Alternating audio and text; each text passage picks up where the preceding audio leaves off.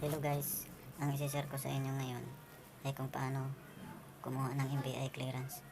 Kasi ngayon guys, bago ka makakuha ng iyong NBI clearance, kailangan mong mag-register online. Para pagpunta mo ng NBI office guys, ay mas mabilis ang proseso ng pagkuha ng iyong NBI. Kasi nung last week guys, kumuha ako ng NBI ko. Meron namang online doon guys, kaya lang ang haba ho ng pila.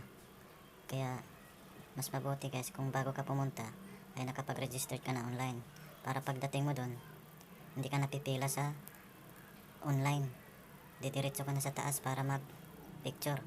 Tapos pagkatapos nun guys, kukunin mo na yung NBI mo, wala na, tapos na. Kaya tuturo ko guys kung paano mag-register online gamit yung cellphone.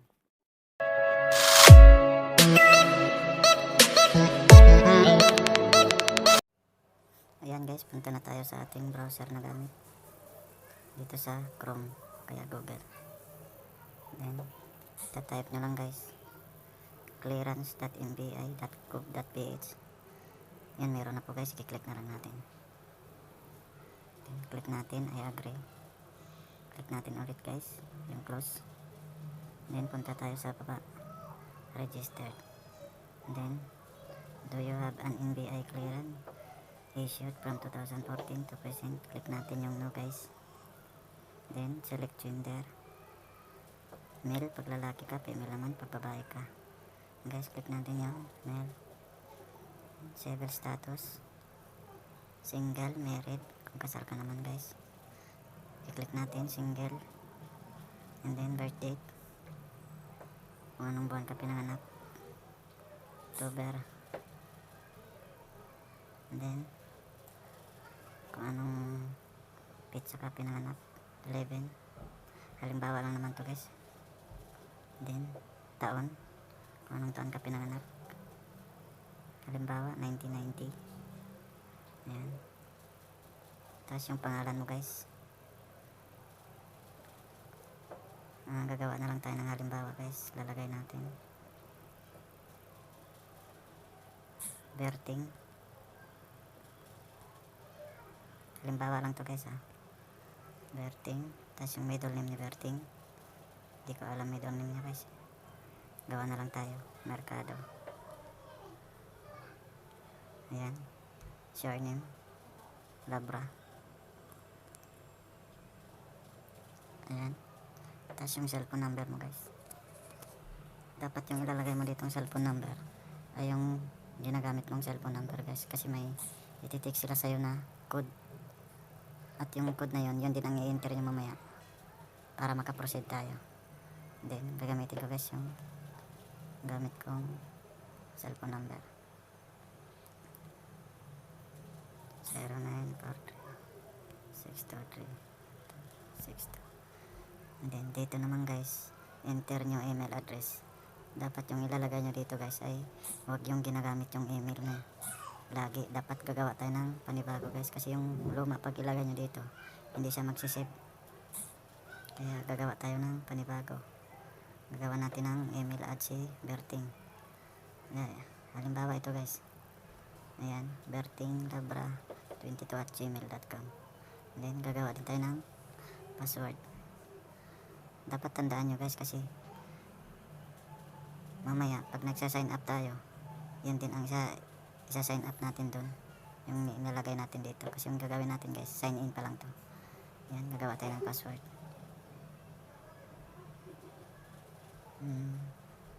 Lalagay natin guys Berting na lang din. Berting lab. Tapos ulitin lang natin guys, ko-confirm yung gawa nating password. Berting Labra. Ayan, kiklik natin yung ano guys, yung box sa baba, yung kulay white, yung read and accept terms. Ayan. And then babasahin nyo lang to guys. Ayan, babasahin nyo lang yung mga information nyo dito. Ayan. Then click agree. Ayan guys. Ayan. Tapos click natin yung sign up. Ayan. The email has already taken. Guys, may kapareha po yung gawa nating email. Hindi kasi siya magsisip pag may kamat siya. Kaya babaguhin na lang natin guys. Lagyan natin siya ng retry. Ayan. And then, click natin ulit yung I'm not a robot. Ayan. May ganito pa siya guys eh. So, kiklik nyo lang yun, select from sa image with trace. Ayan, kiklik nyo lang guys kung ano yung sinasabi niya. Diba ito? Mga puno yung sinasabi niya, kiklik nyo lang. Ayan. Then, verify. Ayan. Then, click natin ulit yung sign up. Ayan, loading na po guys. So, ito na yung sinabi ko guys. Yung cellphone number nyo in-attach kanina. Doon may ititik sila na code na 6. Yun ang ilalagay nyo dito guys, para makapag-submit tayo ng details natin. Yan, dito na po sa guys. 6407 6407 29. Then click lang natin yung submit. Yan guys, successful registration. And then magsa-sign in na po tayo guys. Ilalagay natin dito yung gawa nating email kanina, email liberting. Yan.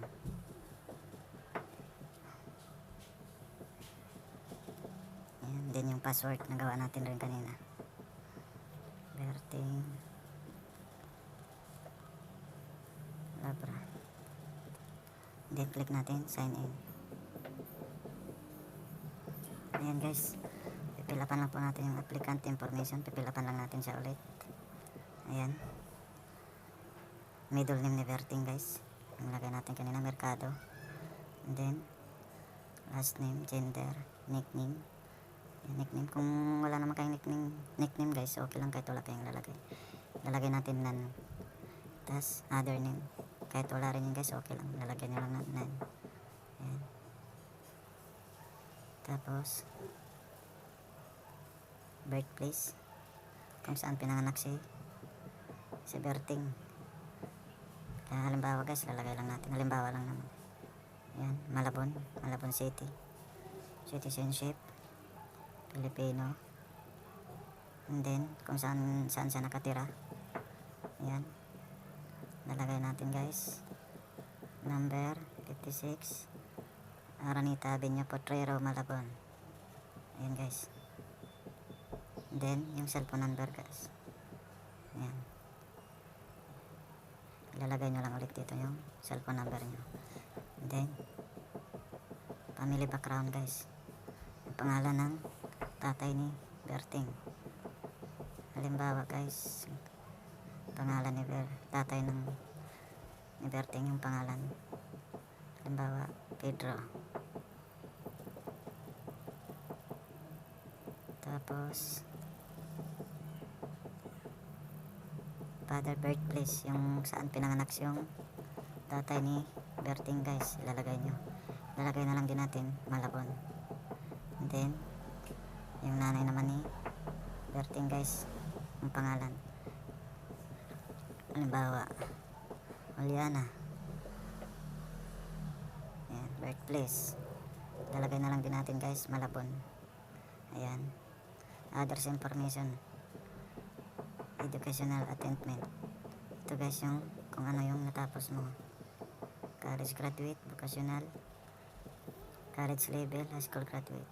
Yan guys, kung anong natatapos mo, kiklik mo na lang. Click natin guys. Yan, vocational. And then kung anong trabaho mo guys, lalagay natin driver. And then religion, kung anong religion mo guys, halimbawa Christian, Islam, Roman, Catholic, born again, Evangelist, Iglesia ni Cristo. Yan guys, kung anong religion mo, kiklik mo lang. Yan, click natin Iglesia ni Cristo. And then yung height mo guys, halimbawa 5'6", kung 5'6" naman ang height mo. And then yung timbang mo guys, halimbawa 70. And then complexion, ito guys, fair, dark, white, yellow, brown, red, kung anong kulay ng balat mo guys, kiklik natin fair. Yan. Tapos dito sa identifying marks, Kahit wala na yan guys, okay lang yan. Iwan na lang natin yan. Pwede mo namang iba-blank yan eh. Then click natin save information. Ayan guys. And then titignan nyo lang guys kung tama yung spelling na in-attach nyo. Pwede nyo naman siyang i-edit. And then click natin submit. Ayan na guys. Ayan. Then pupunta tayo dito sa taas, apply for clearance. Kiklik natin siya guys. Ayan. Ayan, tas dito guys, yung ilalagay nyo dito sa select type of ID, kung anong ID meron kayo guys. Halimbawa is o kaya passport, basta lahat na government ID guys, valid yan. PhilHealth, yan, kiklik nyo lang dito guys. Halimbawa driver's license, ayan guys. And then dito na sa baba, kailangan pa siya ng ID number guys. So ilalagay ko na lang yung ID number ko para makaproceed tayo, pero ibablock ko rin yan guys, siyempre para sa privacy ko. Then yan, i-attach na natin guys. Then click I agree. Ayan guys. And then dito guys, babasahin nyo lang to yung mga information na nakalagay dito guys, kasi bago ka pumunta na. Bayad center, kailangan dala-dala mo yung reference number guys. Tapos yung pagkatapos mo ng bayad center, tapos mo bayad, yung bibigay nilang reference number guys, yun din ang dadalhin mo papunta ng NBI office para pagpunta mo doon, yun din ang pinaka-gate pass mo guys. Tapos click lang natin yung close. And then ito guys, mamimili tayo ng NBI branch kung saan ka malapit. Halimbawa, select natin yung NBI branch. Ayan. Ayan, mamimili ka lang guys kung saan ka malapit. Ayan. Kung saan kang province. Ayan. Kiklik natin guys. Ali Mall, Araneta Center. Ayan. Tapos dito guys, ito na yung mamimili ka na yung anong gusto mong araw na pupunta guys. Halimbawa January, February. Halimbawa February ako pupunta guys. Yan, kiklik ko yung February. Mamimili ka lang guys kung anong gusto mong oras. Pwede sa umaga, pwede sa hapon. Halimbawa kiklik natin Monday. Yan, Monday. Yan, Monday. Then guys, dito marami ka pong choice kung saan mo gusto bayaran. Mamimili ka pa, bank over the counter, online bank, bayad center, outlet, tapos bayad center, mobile app, online guys, 7-Eleven. Yan guys, pero sa akin, sa bayad center ko binayaran guys. Tas so kiklik natin bayad center, outlet. Ayan guys, ito guys yung mga reminder naman guys. Kapag kiniklik mo na yun guys, proceed to payment. Yan, once you click proceed to payment, here are the next step. A payment page will open with your reference number. Pag i-click natin to guys, lalabas yung reference number. So i-click na natin. Ayan guys, ito na po yung babayaran natin, 130. Tapos ito naman yung schedule natin guys, Monday, February 3 to 2020, Ali Mall, Araneta. Ayan guys, tapos click natin proceed to payment. Ayan guys, ito na po yung reference number natin guys. Huwag niyo po itong mawalain. Kung para hindi nyo mawala guys, i-screenshot nyo. Tapos pagpunta nyo ng bayad center, yun lang po ang ipapakita. At yun lang din ang babayaran mo guys, yung amount na 155. Kasi may additional din siya guys na system fee, 25 pesos. Then pag na screenshot nyo na guys, kiklik nyo lang yung accept. Yan, tapos na po guys. matutunan kayo sa aking ginawang tutorial. At huwag niyo pong kalimutan guys mag-subscribe sa aking YouTube channel at pa-click na rin po yung bell button para ma-notify po kayo sa next kong gagawin na tutorial. Thank you.